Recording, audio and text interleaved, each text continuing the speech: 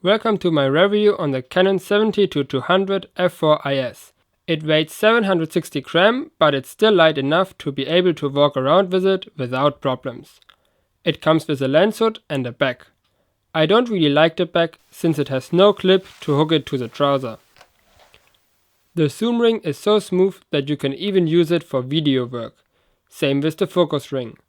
But it has an error that when you hold it up, the focus ring sometimes stops working.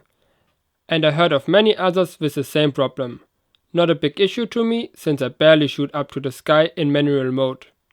The lens has 4 switches. With the first one you can decide the minimal focus distance.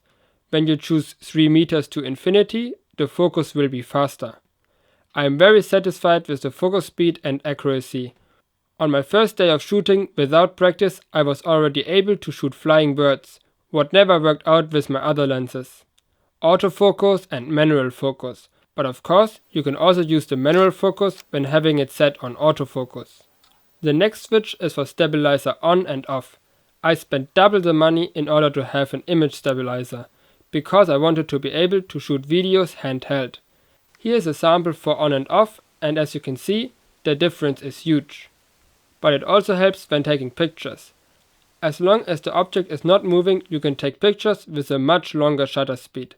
But the image stabilizer is very noisy. This can be annoying when taking pictures, and when taking videos, you will definitely hear it when using microphone on the camera. Image stabilization on. Image stabilization off. There are 2 different stabilizer modes. Mode 1 is to have it as still as possible. The second one is for either horizontal or vertical pans. I did a lot of tests to analyze the picture quality. Here I have a sample that shows my results quite good. I took the same picture with 4 different aperture settings.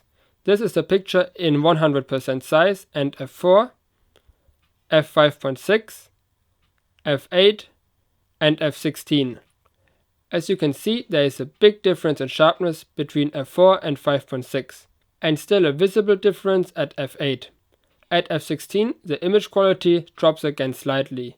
The image quality at f4 is okay, but the difference to f5.6 is still big. This is quite disappointing to me since I hope to be able to shoot very sharp images with maximum aperture. I am amazed by the sharpness at f8. I can still read the sight on top of the door, which is at least 100 meters away. The minimal focus distance is with 1,20 meters quite far, compared to some of my other lenses. But when using it with 200mm, you can still get very close to your objects. I really love this lens. The only 2 setbacks I see are the problems with the focus ring and the significant setback in image quality at f4 compared to f5.6. If you have any further questions, then feel free to write in the comments and I will answer you as fast as possible.